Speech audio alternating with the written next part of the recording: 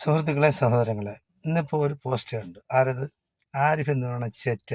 അവൻ സംഘികളുടെയും ക്രിസംഘികളുടെയും കുഴലൂത്തുകാരനാണ്. അവൻ എങ്ങനെയായാലും അവന് ഇസ്ലാമിനെ കിട്ടിയാൽ, മുസ്ലിങ്ങളെ കിട്ടിയാൽ ഒരു വടി കാത്തവൻ ഇരിക്കുകയാണ്. അവന് ഈ ലോകത്ത് നടക്കുന്ന എല്ലാ സംഭവങ്ങളെ പറ്റിയും അവന് മറുപടി പറയണം, ഇല്ലെങ്കിൽ അവന് ഉറക്കം വരില്ല. അതിൽ മുസ്ലിമിനെ ഒരു അടി കൊടുത്തണം, ഇസ്ലാമിന് എതിരെ ഒരു ആക്ഷേപം ഉന്നയിച്ചാൽ അവന് തൃപ്തിയായി, അവൻ അന്ന് അങ്ങനെ ഉറക്കം വരുള്ളൂ. ഞാൻ ആ പോസ്റ്റ് കണ്ടപ്പോൾ വിചാരിച്ച് ഇവന്റെ തന്ത ഇവനെ തള്ളി പറയുന്ന പോസ്റ്റാണ്. ഒരു പിതാവിന്റെ ഇതിൽ നിന്നും പറഞ്ഞാണ്, കത്തെന്നും പറഞ്ഞാണ് കൊടുത്തത്. ഞാൻ അങ്ങനെ കണക്കാക്കിയാണ് ആ വീഡിയോ കണ്ടത്. കണ്ടപ്പോഴാണ് മനസ്സിലായത്, മറ്റേ ആ പിശാചി തള്ളയുടെ സ്കൂളിൽ പഠിച്ച കുട്ടി വേറൊരു ക്രിസ്ത്യൻ മാനേജ്മെന്റ് സ്കൂളിൽ പഠിക്കുന്നു. സെന്റ് റീത്ത സ്കൂളിൽ നിന്ന് വേറൊരു ക്രിസ്ത്യൻ മാനേജ്മെന്റ് സ്കൂളിൽ അവർ വിളിച്ചിട്ട് പോയതാണ്. അവർ പറഞ്ഞു ഇവിടെ വരാം, തട്ടമിടാം, കുഴപ്പമൊന്നുമില്ല. അപ്പൊ ഈ വർഗീയ വിഷം ചീറ്റുന്ന ഈ കാസയും കൂസയും ക്രിസംഗികളിലും സംഘപരിവാറിന്റെയും ഒക്കെ സപ്പോർട്ടില്ലാത്ത മറ്റൊരു സ്കൂളിൽ എൻ്റെ മക്കൾ പഠിച്ചതും 3 പേര് പഠിച്ചതും ക്രിസ്ത്യൻ മാനേജ്മെന്റ് സ്കൂളിലാണ്. അപ്പൊ അവിടെ പഠിക്കുന്ന എന്ത് വേറെ എവിടെയെങ്കിലും പോയി പഠിച്ചൂടെ? നിങ്ങളുടെ ഡിഗ്നിറ്റി ഉയർത്തിക്കാട്ടാൻ അതുപോലെ തലേ തട്ട. എടാ, അത് നീയാണ് തീരുമാനിക്കുന്നത്. ഞങ്ങളുടെ മക്കളാ അല്ലെങ്കിൽ ഞങ്ങളുടെ ചെറുകുട്ടികളാ ഞങ്ങൾക്ക് ഇഷ്ടമുള്ള സ്കൂളിൽ ചേർക്കും. നീ ആര്? ഇവിടെ സ്കൂള് തുറന്നു വെച്ചിരിക്കുന്നത് ഒരു പ്രത്യേകമായ സമുദായത്തിനല്ല. അങ്ങനെയാണെങ്കിൽ ഇവിടെ കടകളും ബാർബർ ഷാപ്പുകളും ഒക്കെ തുറന്നു വയ്ക്കും. ഇത് മുസ്ലിം ബാർബർ ഷാപ്പ്, ഇത് ഹിന്ദു ബാർബർ ഷാപ്പ്, ഇത് ക്രിസ്ത്യൻ ബാർബർ ഷാപ്പ് എന്നും പറഞ്ഞ്, അതുപോലെ ഇത് കള്ള് ഷാപ്പ്, മറ്റത് കള്ള് ഷാപ്പ്. എടാ, നീയൊക്കെ കള്ളും കുടിച്ച് വ്യഭിചരിച്ച് കിടക്കുന്ന തെമ്മാടി കൂട്ടത്തിൽപ്പെട്ടവനാണ് നീ. അപ്പൊ നീ ബാക്കിയുള്ള ആളുകളുടെ കാര്യങ്ങളിൽ നീ ഇടപെടണ്ട. നീ നിന്റെ കാര്യം നോക്കുക. നീ വെറുതെയെങ്കിലും അടി വാങ്ങിച്ച് പിടിക്കരുത്. നിന്നെ കൊല്ലാനായിട്ട് ആരാ തോക്കും കൊണ്ടുവന്ന് അത് ഇസ്ലാമിക ജിഹാദികളാണെന്നും പറഞ്ഞ് അങ്ങനെ ഇവിടെയുള്ള സംഘപരിവാറുകാരും ക്രിസംഗികളും എല്ലാം കൂടെ ആദ്യമേ ന്യൂസ് ഇറക്കി. നീ ഇവിടെ നിരീശ്വരവാദത്തിന്റെ എന്തോ ഒരു സമ്മേളനമോ, നിനക്ക് നിന്റെ അമ്മായ കെട്ടിയവന് അവാർഡ് കൊടുക്കാനോ കണ്ട പോകുന്നൊക്കെ പറഞ്ഞിട്ട്. അപ്പൊ നീ തസ്ലീമ നസറിൻ, അവള് ഏതാ ഒരു ദേവടിശിയാണ് അവള്. അവള് വന്നിട്ട് നീ നിന്റെ അവാർഡ് വാങ്ങിക്കുക, അവള് നിനക്ക് അവാർഡ് തരിക. എടാ, ചെറ്റത്തരം കാണിക്കുന്നതിന് മര്യാദയുണ്ട്. തന്തയില്ലാത്തവനാണ് നീ തന്തയില്ലാത്തവന്മാരാണ് നിരീശ്വരവാദികൾ. കാരണം നിരീശ്വരം എന്ന് പറഞ്ഞാൽ നിങ്ങളൊക്കെ താനേ ഉണ്ടാവും. നീ അമ്മയുടെ വയറ്റിൽ നിന്ന്, നിനക്ക് അമ്മയാണോ അച്ഛനാണോ? ഞാൻ അറിഞ്ഞത് ഏതാ തെരുവിൽ നിന്ന് ആരാ വ്യഭിചരിച്ചുണ്ടാക്കി കളഞ്ഞതാണെന്നാണ് ഞാൻ അറിഞ്ഞത്. അവർ എടുത്തു വളർത്തി എന്നാണ് പറഞ്ഞത്. നിന്റെ നിലവിൽ നീ പറയുന്ന നിന്റെ ഉമ്മ വാപ്പ എന്നൊക്കെ നീ പറയുന്നത്, പക്ഷെ അവരൊന്നും നിന്റെ യഥാർത്ഥ മാതാപിതാക്കളല്ല. നിന്നെ തെരുവിൽ നിന്ന് കിട്ടിയതാണ്. അവരെടുത്തു വളർത്തി മകനെ പോലെ വളർത്തിയതാണ്. അതിന് നീ അവർക്ക് പ്രതിഫലവും കൊടുക്കുന്നുണ്ട്. എന്തായാലും ശരി. അപ്പൊ നീ അങ്ങനെ വളർന്നവർക്ക് നിരീശ്വരവാദിയാകാനും ഏതെങ്കിലും ഒരു സമുദായത്തെ മറ്റുള്ളവരിൽ നിന്ന് എന്തെങ്കിലും സഹായങ്ങളൊക്കെ പ്രതീക്ഷിച്ച് ഒരു സമുദായത്തെ താറടിച്ച് കാണിക്കാനും നീ കഴിയുള്ളൂ. കാരണം നീ ഏത് സമുദായത്തിൽ പിറന്നവനാണെന്ന് അവർക്കും അറിഞ്ഞൂടാ. എവിടെന്നാ കിട്ടിയ ഒരു കുട്ടിയാ. അപ്പോ അവരെടുത്ത് വളർത്തി, മുസ്ലിമിനെ പോലെ വളർത്തി. നീ നിന്റെ തനി ഗുണം കാണിച്ച്. കാരണം നീ തന്തയില്ലാത്തവനാവുമ്പോഴത്തേക്ക് നിനക്കൊരു ജാതിയിലും മതത്തിലും വിശ്വസിക്കണ്ട. നീ ഇവിടെ മുഹമ്മദ് നബി ഒരുപാട് കുറ്റം പറയുന്നു. അത് മുഹമ്മദ് നബി ജനിച്ച കാലഘട്ടം 1450 വർഷങ്ങൾക്ക് മുമ്പുള്ളതാണ്. നീ ശ്രീകൃഷ്ണന് 1008 ഭാര്യമാരുണ്ടായിരുന്നു. നിനക്ക് വിമർശിക്കാമോ? നിന്നെ അവന്മാർ തലയെന്നെടുക്കും. നീ ഈ ഭൂമിയിൽ ജീവിച്ചിരിക്കില്ല. അവന്മാരെന്ന് വാങ്ങിച്ച കാശുമൊക്കെ വാങ്ങിച്ച് നിന്റെ തലയെ വെട്ടിയെടുത്തിട്ട് അവന്മാർ പോകും. നിനക്ക് തൻ്റെ ഇടമുണ്ടാ? നീ തന്തയ്ക്ക് പിറന്നവനാണ്. നീ തന്തയ്ക്ക് പിറന്നവനല്ല, അത് നമുക്കെല്ലാം അറിയാം. എന്നിരുന്നാലും ഞാൻ ചോദിക്കണേ, ഏതെങ്കിലും ഒരു തന്ത ഉണ്ടായിരുന്നിരിക്കണമല്ല. അജ്ഞാതനാണ്. നിലവില് ഉണ്ടായിരുന്നോ ഇല്ലെന്നൊന്നും നമുക്കറിഞ്ഞൂടാ. നിന്നെ ഇനി ഇഞ്ചക്ട് ചെയ്തുണ്ടാക്കിയാണെന്ന് പറഞ്ഞൂടാ. കാരണം നീ നിരീശ്വരവാദിയാണല്ല, ഇഞ്ചക്ട് ചെയ്തുണ്ടാക്കാനല്ല. അപ്പൊ എന്തായാലും ശരി, നീ ആവശ്യമില്ലാത്ത നിനക്ക് അതുപോലെ തന്നെ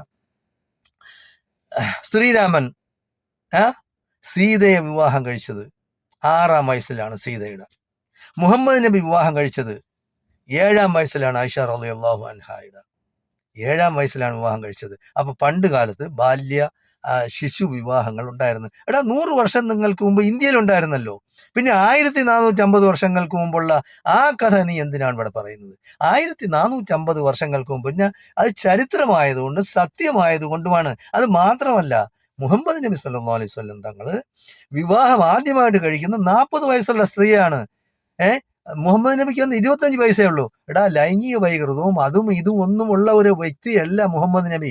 ലോകത്തുള്ള ഏറ്റവും വലിയ പണ്ഡിതന്മാര്, ഏത് സമുദായത്തിൽപ്പെട്ടവരും, ഇന്റലക്ച്വൽസ്, ലോക നേതാക്കന്മാര്, രാഷ്ട്രീയ നേതാക്കന്മാര്, അവരെല്ലാം മുഹമ്മദ് നബിക്ക് കൊടുക്കുന്ന അംഗീകാരവും അദ്ദേഹത്തിന് കൊടുക്കുന്ന ബഹുമാനവും ഒക്കെ നീ കണ്ടിട്ടാ കേട്ടിട്ടാണ്. നീ ചവറ്റുകുട്ടിയിൽ തീട്ടപ്പെട്ടിയിൽ കിടക്കുന്നത്, അതായത് കക്കൂസ് മാലിന്യമല്ലടാ നീ.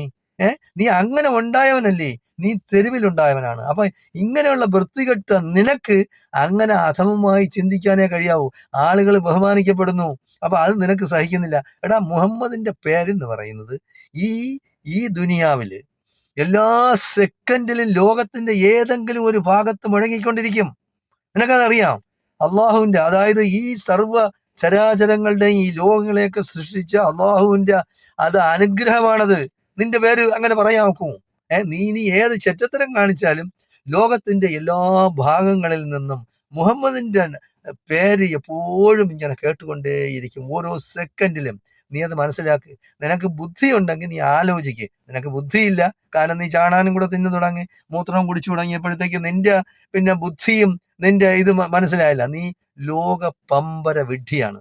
നിന്നെപ്പോലെ ഒരു വിഡ്ഢി, നിന്നെ പോലെ ഒരു ബുദ്ധിശൂന്യന ഞാൻ എൻ്റെ ജീവിതത്തിൽ ഇന്ന് വരെ.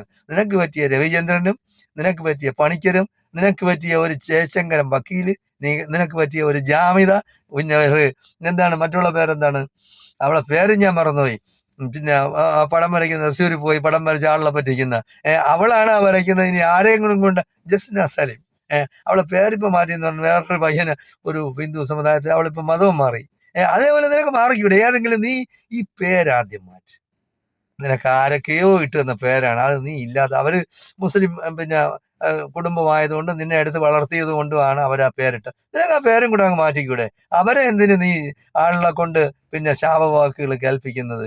അപ്പൊ അതുകൊണ്ട് നീ ചെയ്യാനുള്ളതെന്നാണ്, നീ പക്ക തൻ്റെ ഇടമുള്ളവനാണ്, നീ ആണാണ്. നിന്നെ കാണുമ്പോൾ തന്നെ അറിയാം നീ ആണും പെണ്ണും കെട്ടവനാണെന്ന്.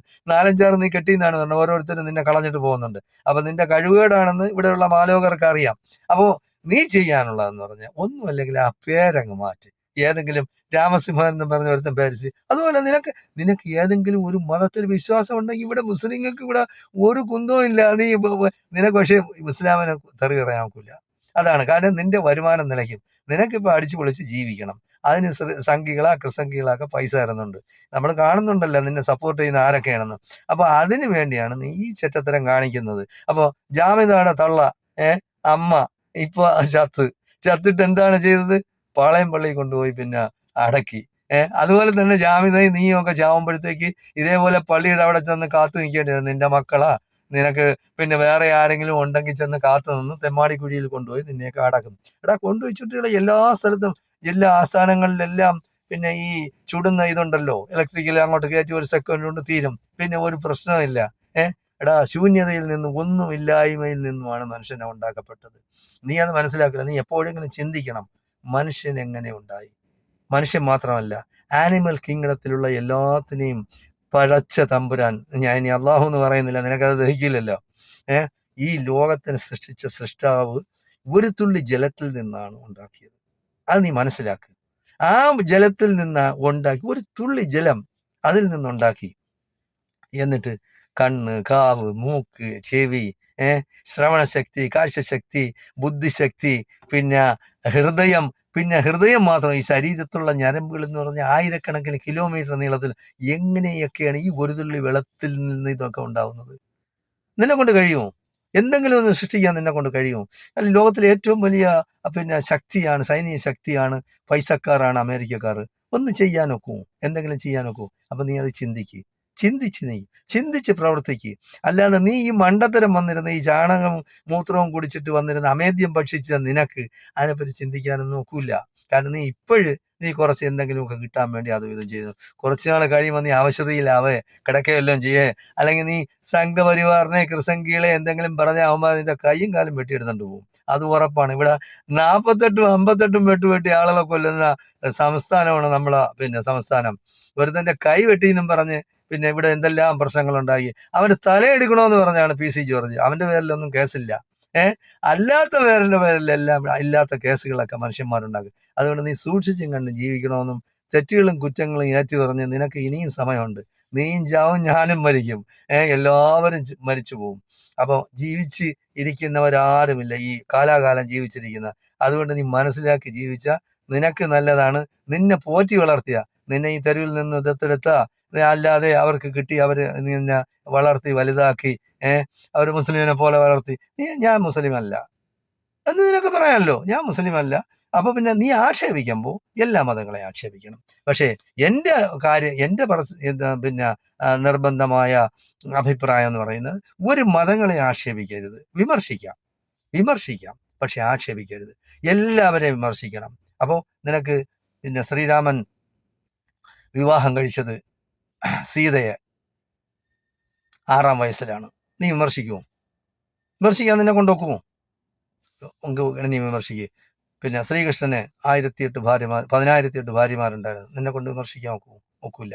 അപ്പൊ ഞങ്ങള് മുസ്ലിങ്ങള് ആരെ വിമർശിക്കില്ല. അങ്ങനെയുള്ള കാര്യങ്ങൾ അത് അവരുടെ വിശ്വാസം അനുസരിച്ച് അവർ ജീവിക്കട്ടെ. മുസ്ലിങ്ങളുടെ വിശ്വാസം അനുസരിച്ച് മുസ്ലിങ്ങൾ ജീവിക്കട്ടെ. ക്രിസ്ത്യാനികളുടെ വിശ്വാസം അനുസരിച്ച് ക്രിസ്ത്യാനികൾ ഇപ്പൊ പറയുന്നു യേശു ക്രിസ്തു ദൈവമാണെന്ന് പറയുന്നു. ചിലർ പറയും ദൈവപുത്രനാണെന്ന് പറയുന്നു. ശരി, നിങ്ങൾ വിശ്വസിച്ചോ. ഞങ്ങളിപ്പോ വിശ്വസിക്കുന്നതെന്ന് പറഞ്ഞാൽ യേശു ക്രിസ്തു എന്ന് പറയുന്നത് ഒരു പ്രവാചകനായിട്ടാണ്. ഒരു പ്രവാചകനായിട്ട് നമ്മൾ വിശ്വസിക്കുന്നത്. അത് നമ്മളെ വിശ്വാസം, നമുക്ക് കുഴപ്പമില്ല. നിങ്ങൾ നിങ്ങളെ ഇഷ്ടമുള്ള വിശ്വസിക്കാം. ഞങ്ങൾക്ക് ഞങ്ങളുടെ ഇഷ്ടം അനുസരിച്ച് ഞങ്ങൾക്ക് വിശ്വസിക്കാം. അപ്പൊ അവനവന്റെ വിശ്വാസം അവനവന്.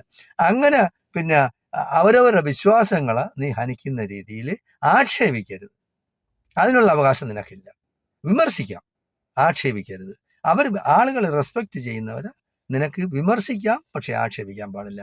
നീ തന്നെ ഒരു ചെറ്റയാണ്, തന്തയില്ലാതെയും തള്ളയില്ലാതെയും വളർന്ന നീയാണ്. നിന്നെ അവരെടുത്തോണ്ട് പോയി വളർത്തി ഇത്രയും വലുതാക്കി. നീ പിന്നെ നിനക്ക് സ്വന്തം കാലിൽ നിൽക്കാനുള്ള കഴിവ് വന്ന് ഇപ്പൊ സംഖ്യകളുടെയും പിന്നെ ഉച്ഛിഷ്ടവും ഭക്ഷിച്ച് അവരുടെ അമേദ്യം ഭക്ഷിച്ച് നീ കഴിയാണ്. നിനക്ക് കുറച്ച് പൈസയും അതും ഇതും ഒക്കെ കിട്ടുന്നുണ്ട്. അപ്പൊ അതുകൊണ്ട് നിനക്ക് എന്തു ആവാമെന്നുള്ള ധാരണ നീ കളയണം. അപ്പൊ മാനം മര്യാദയിട്ട് ജീവിച്ച എല്ലാവർക്കും നല്ലതാണ്. പിന്നെ നീ പറയുന്നതെല്ലാം വിദ്വേഷമാണ്, വെറുപ്പാണ്. അപ്പോൾ ഈ ലോകത്ത് വെറുപ്പും വിദ്വേഷവും ഉണ്ടാക്കി ആരെങ്കിലും എന്തെങ്കിലും നേടിയിട്ടുണ്ടോ? ചരിത്രം എടുത്ത് പരിശോധിച്ചോ? അവന്റെ കാര്യം എന്ന് പറഞ്ഞാൽ അവന്റെ അവസാന കാലം വളരെയധികം പോക്കാണ്. നീ അത് മനസ്സിലാക്കി ജീവിച്ച നിനക്ക് കൊള്ളാം. നല്ലതെന്ന് പറയുന്നത് സമാധാനമായിട്ട് ഈ ജനങ്ങൾ ഇവിടെ കഴിഞ്ഞോട്ടെ. കേരളത്തിലെ ജനങ്ങൾ അവര് പണ്ട് മുതൽക്കേ കാലാകാലം തൊട്ടേ അവർ സൗഹൃദത്തിലും സന്തോഷത്തിലും സഹകരിച്ചും പരസ്പരം കൊടുത്തും വാങ്ങിയൊക്കെ ജീവിക്കുന്നതാണ്. അവരുടെ ഇടയിൽ കുത്തിത്തിരിപ്പുണ്ടാക്കി നീ നേട്ടം കൊയ്യാനായിട്ട് ശ്രമിക്കരുത്. അവർ സന്തോഷമായിട്ട് കഴിഞ്ഞോട്ടെ. നിനക്ക് എന്തെങ്കിലും ഉച്ചിഷ്ടം ഭക്ഷിക്കണമെങ്കിൽ നീ ഭക്ഷിച്ചോ. അതിന് അവരെ തമ്മിൽ തെറ്റിക്കാനുള്ള ശ്രമം നിന്റെ ഭാഗത്തു നിന്ന് ഉണ്ടാവരുതെന്നാണ് എനിക്ക് നിന്നോട് പറയാനുള്ളത്.